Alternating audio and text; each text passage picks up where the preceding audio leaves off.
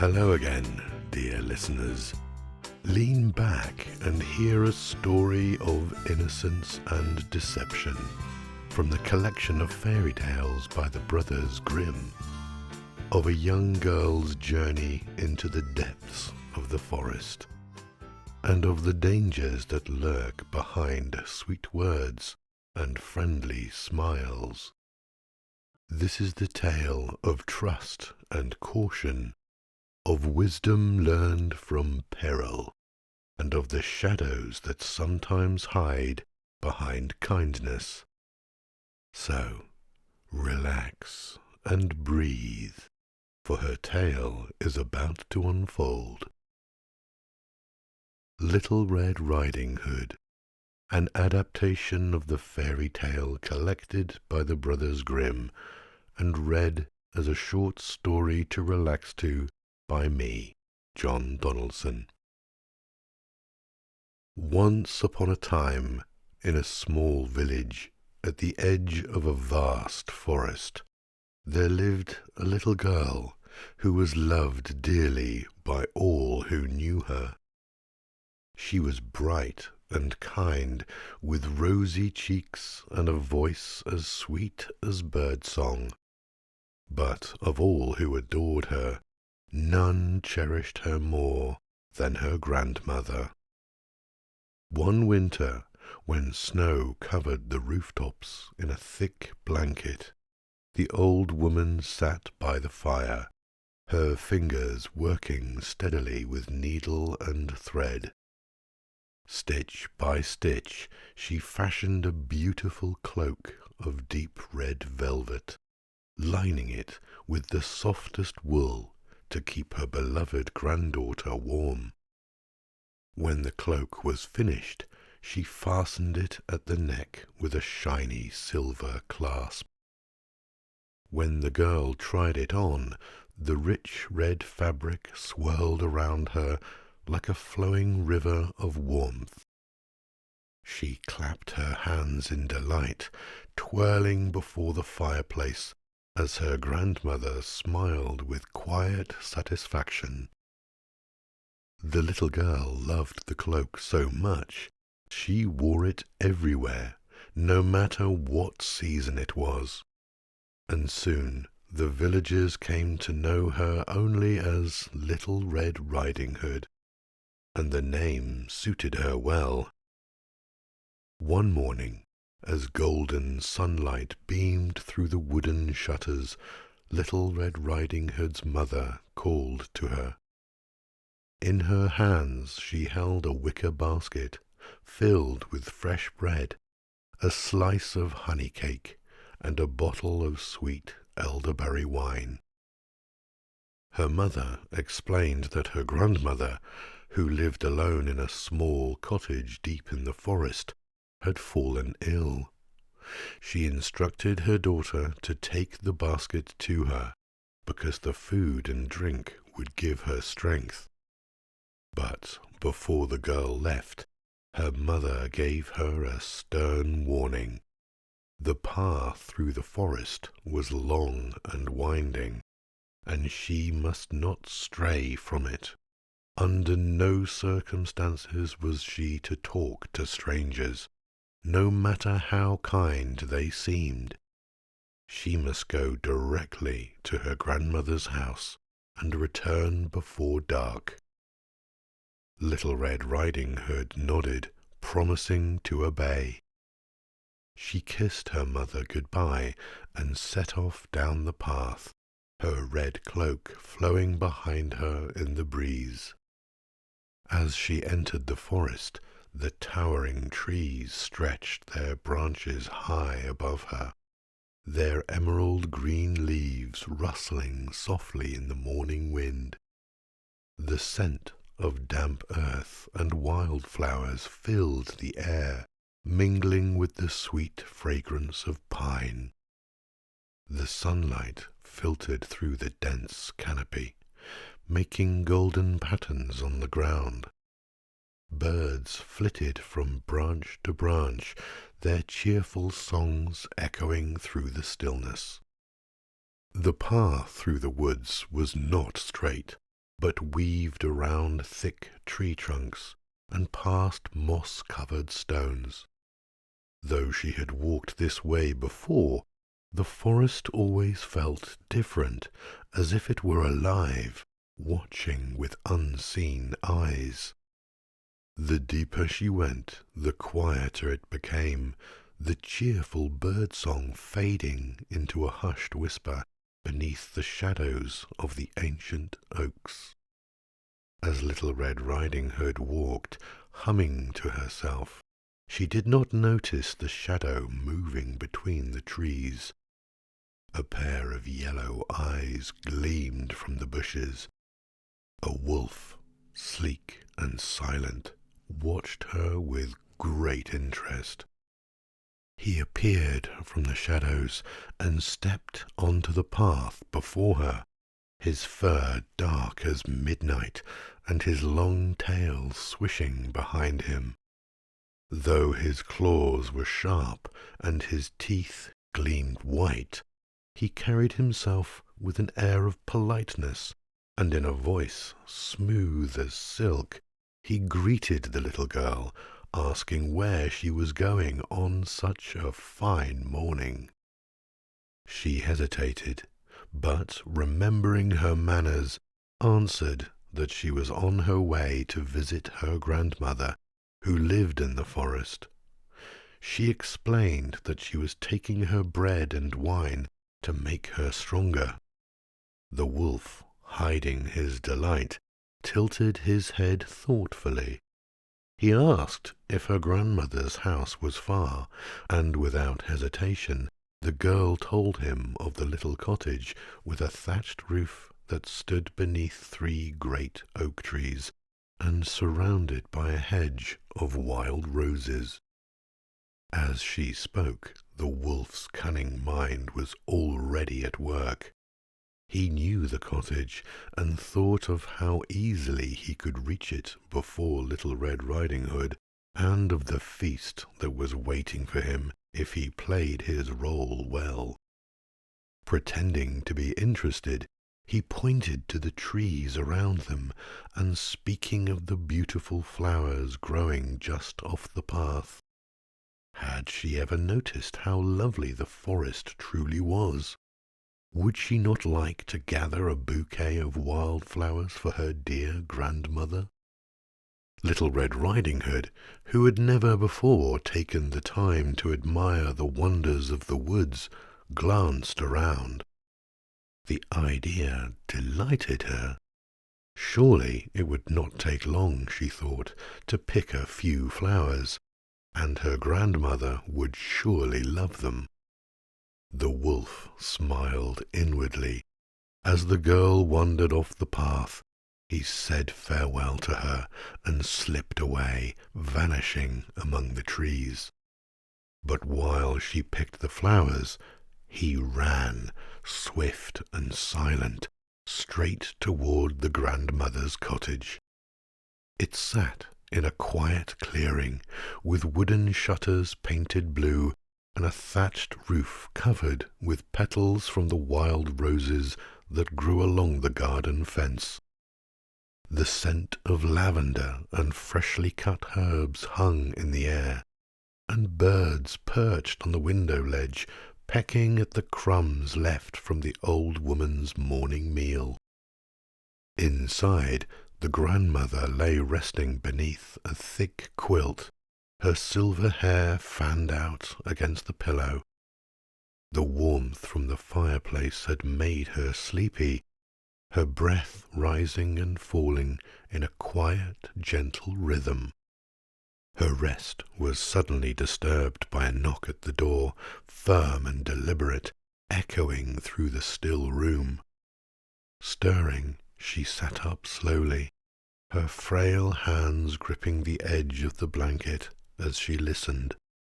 She had not expected visitors so early in the day, and for a moment she hesitated, sensing something unusual in the air. A voice called from outside, high and sweet, though strangely hollow. The words carried through the wooden door, announcing the arrival of her dear granddaughter, who had brought fresh bread and wine from her mother's kitchen. Though comforted by the thought of seeing her dear Little Red Riding Hood, a slight unease settled over the old woman. The voice did not sound entirely familiar. It sounded like dry leaves stirring in the wind.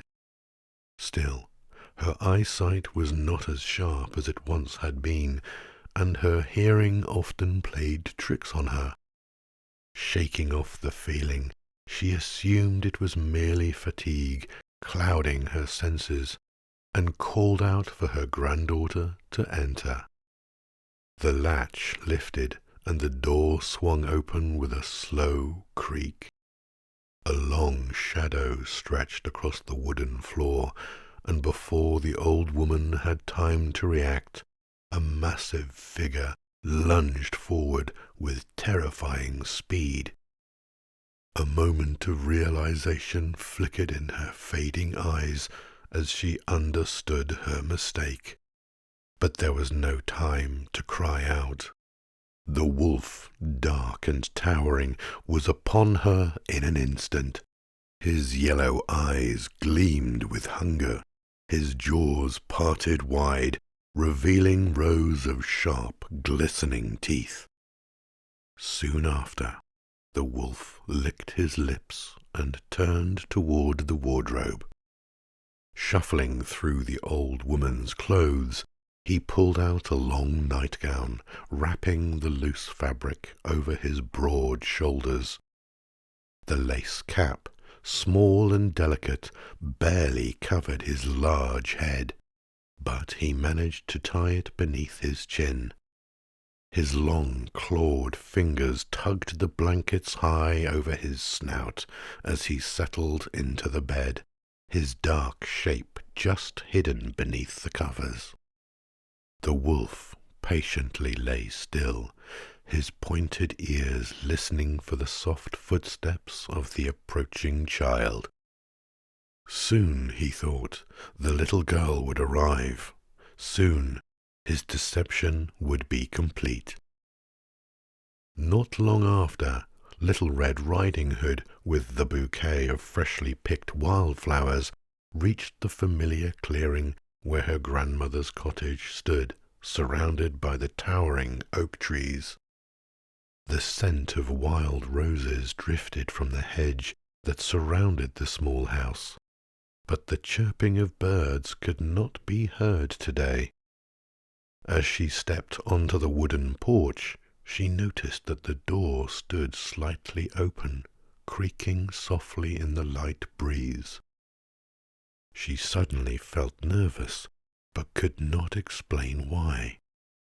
Her grandmother was usually careful to keep the door latched, especially when she was resting. Still, thinking little of it, Little Red Riding Hood pushed the door open and entered. Inside, the air felt heavy, the usual comforting scent of dried lavender and fresh bread replaced by something else, something unfamiliar.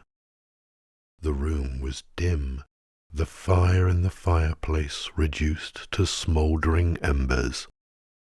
Her eyes drifted towards the bed, where a figure lay beneath the thick quilt. Her grandmother's face remained half hidden in the dim light, the lace cap pulled low, casting shadows across her features. The faint gleam of her eyes flickered from beneath the cap, their brightness strangely unsettling. As Little Red Riding Hood stepped closer, she found herself studying her grandmother's appearance with growing curiosity. Something about her seemed different, something not quite right. The shape of her head appeared altered beneath the cap, her figure unusually large beneath the quilt. She felt nervous again, but hesitated only a moment before remarking on the differences she noticed. She declared how large her grandmother's ears seemed that day, and in response the figure in the bed explained that they were better for hearing her with. As she moved even closer, the girl pointed out that her grandmother's eyes appeared unusually large as well, to which the rasping voice replied that they were better for seeing her with. The strangeness of the moment made her even more nervous, yet she continued, now noticing the size of their hands that rested above the covers.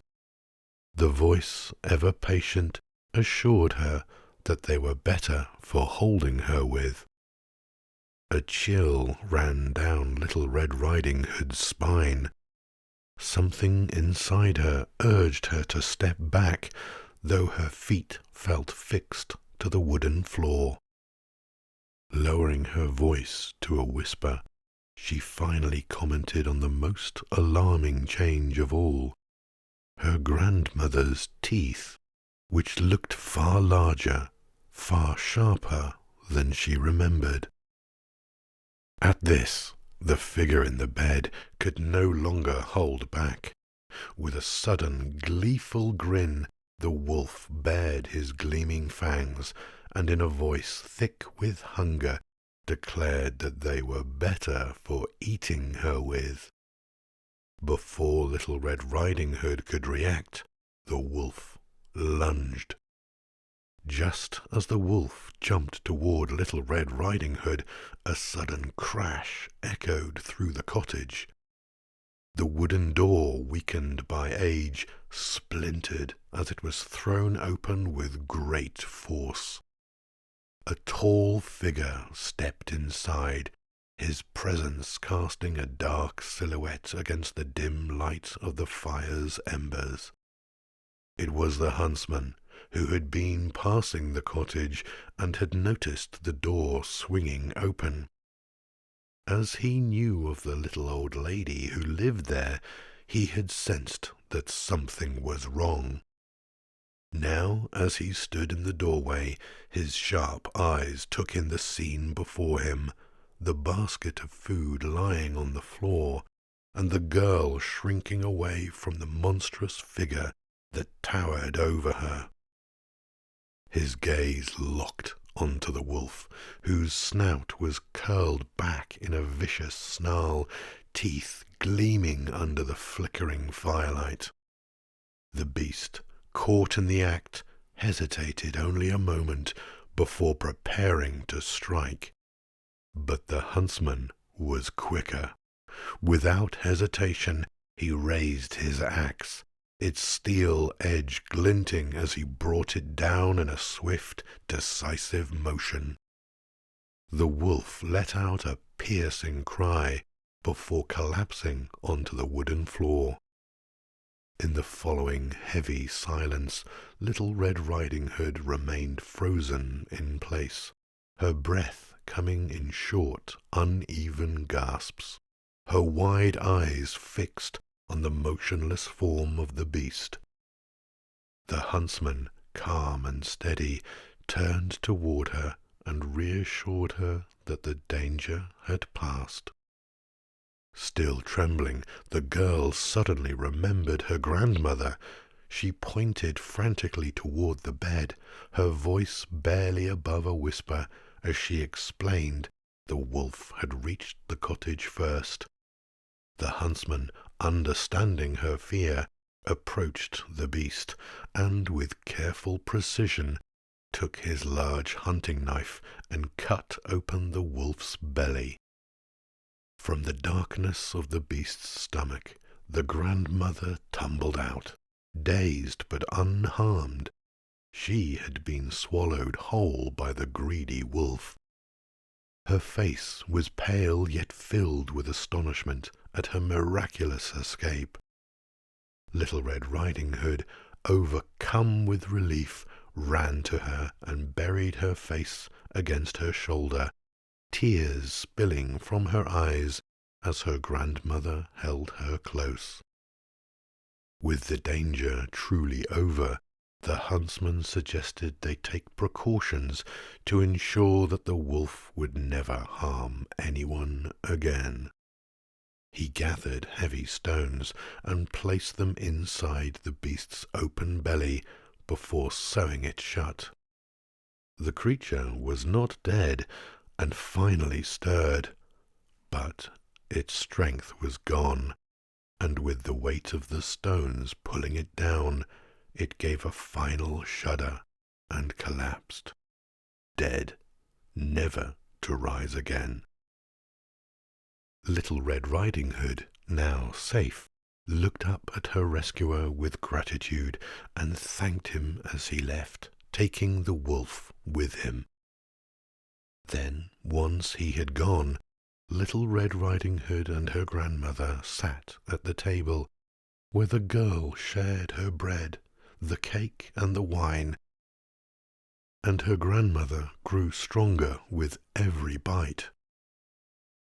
As she left the cottage that evening, she understood that she would never stray from the path again, nor trust the words of strangers, no matter how kind they seemed.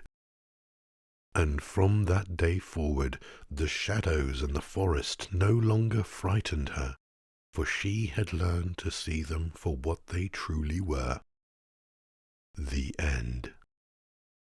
And so ends the tale of Little Red Riding Hood, a story of innocence, danger, and wisdom learned. May it remind us all to tread carefully, to trust wisely, and to never stray too far from our path. Thank you for listening, and may your own journeys be safe.